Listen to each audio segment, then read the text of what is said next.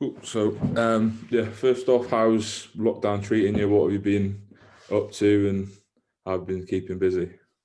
Well, first of all, I'm a bit annoyed that Stuart Quilly got an interview before me. But yeah, you guys kind of know what I'm about. I don't really like to stay still, so it's kind of I've just been shook up like a bottle of pop, really, just bouncing here, there, and everywhere. I decided to get my kitchen done, so I'm planning doing that. We're trying to do online sessions for the business, so we're trying to do that. Just trying to keep myself busy, but yeah, homeschooling as well. I'm sure all the parents out there will tell you how fun that is. Yeah, it's just difficult, and I can't sit still. You were running during the first lockdown in the summer. I saw big marathon. Have you been doing that again, or was that? No, that was kind of ticked off, I think. Yeah, that's done. So yeah, we won't revisit that one.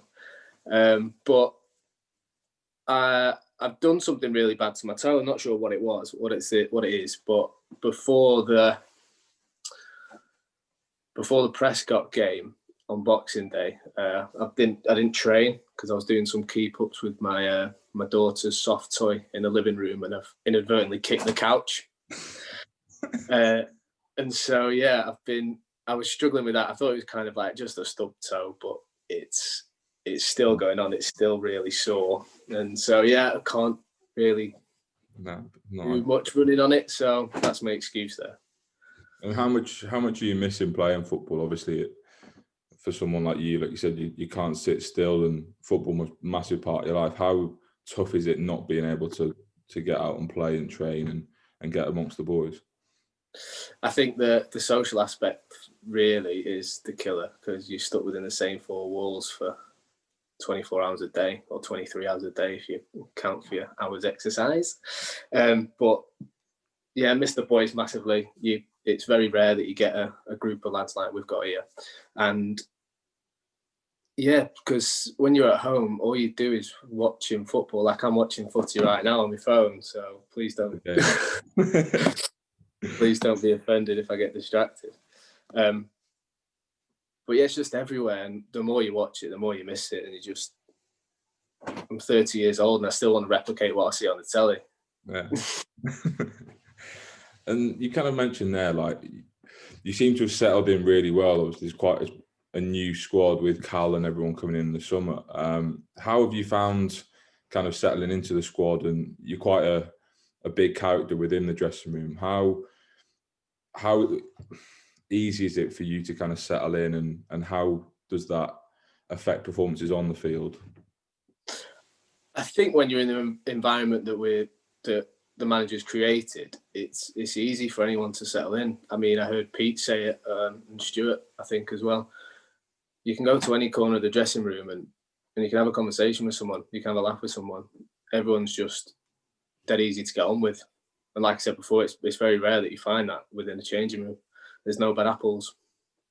And how much of a testament is that to kind of Cal and Mike and Colin for the environment they've set up? I know I spoke with Mike a couple of weeks ago, and he speaks very highly of it. But how have you found kind of working with them, and how much is it due to them, the environment that you're in?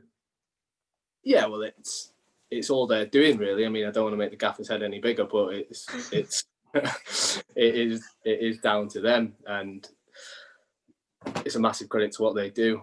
I mean, Cole's just an encyclopedia of knowledge, and he's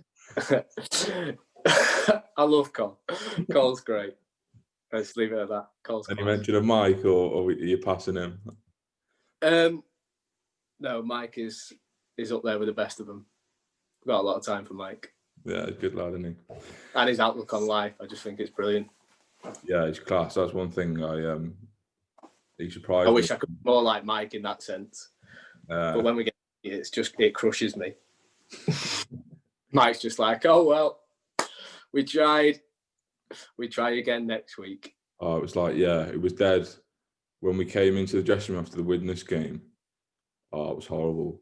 when we dropped off Yeah. them beers. And Thanks for the beers. I was stood outside. I really don't want to go in. Oh, shocking that. Right. And then how kind of pleased are you with your own performances? I know I spoke to you early in the year and you said that you weren't as pleased, or you could have played better, which I think you were kind of being a bit modest. But are you pleased with how you've gone in the past couple of months in terms of goals and performances? Well, you've alluded to it there. I kind of always think I can do better. My biggest critic, really. But yeah, as a team, we've done all right. As a team, we can probably still do better. I think it's down to myself as a focal point up there, as a number 9, if you like, to set the tone. I don't think I did that in the last 2 games, but that is partially down to the fact I shouldn't really been running. But I just think that I can bring more than what I'm bringing. That's nothing like against myself, but that's just, I know I can be better, but how I can be better, I don't know. I think one part of your game I noticed in the last few games was kind of you're quite a big vocal presence. I don't know whether you noticed that yourself. Is that something that you kind of think about in terms of I need to be loud, I need to talk, or is it just something that comes natural? You're quite a big leader on the pitch. I think that kind of comes with the amount of games that you play. I mean, I've played a fair amount of games now. Kind of an old head in the dressing room, although I don't feel it or act it. Don't look at it. Oh, thanks, mate. Yeah,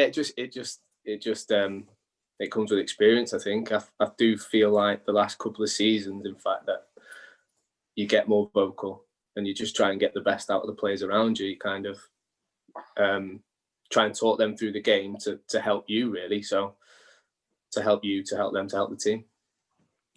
And how disappointing has this year been in terms of the stop-start nature? Obviously, we had a good couple of games unbeaten, and then it was the month off, and then we were back, and then it doesn't look likely. How frustrating is that as a player to just have your momentum cut every couple of weeks? Yeah, it is frustrating, but there's a bigger picture.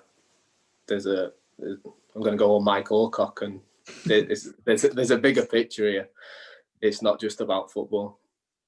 And do you see a return football, or is it more kind of your focus, maybe looking at next year and starting up the new season? Personally, I don't think we're gonna manage to start up again, just simply because the lockdown's not looking like getting lifted in the middle of February. It's more like April that we had a conversation before. So to fit, and your brilliant article, we'll just put it out there, Jack. Cheers. Cheers, Ryan. I'm blushing here. Yeah, you can't fit 4 or 5 months football into 2 months. It's just not possible. Yeah, I think it's going to be a shame, isn't it? Because I think all the Linnets fans were pretty excited this year with kind of what was building, but as long as you're there banging the goal in next year, I'm sure it'll be all right. And then off topic, just a couple, because I know you get a lot of stick off us on Twitter, which I have spoken to the boys about. It's not acceptable. But that pic is an absolute disgrace. Oh, that's Dan, mate. He's the one putting that up every week. But two big questions. Number one. In all fairness, though, it is still my face, so I can't really be too upset with it. Oh, it's in the heat of the battle, isn't it? You're concentrating, mate. You can't look your best all the time. Also, I don't know which way I was looking. Like that. There was cross-eyed, wasn't it? Who has the biggest, or not the biggest, the best Neil Warnock impression at the football club? I know this is a big part of training, but who do you think has the best one? I don't want to make his head any bigger. Don't say Carl. Is it Carl? Just because he's the loudest. He is good at it, to be fair. He's just very loud in what he does, so you kind of just think, oh yeah, he's all right. Yeah, I really want to get a session. We were going to put a like a GoPro on him and have like a cal cam, which, I mean, we'd need a lot of bleeps. And your followers would go down. Yeah, you have to make an 18 plus. And then lastly, what are your thoughts on Big Sam And are the Baggies, the big win on Saturday, are the Baggies staying up?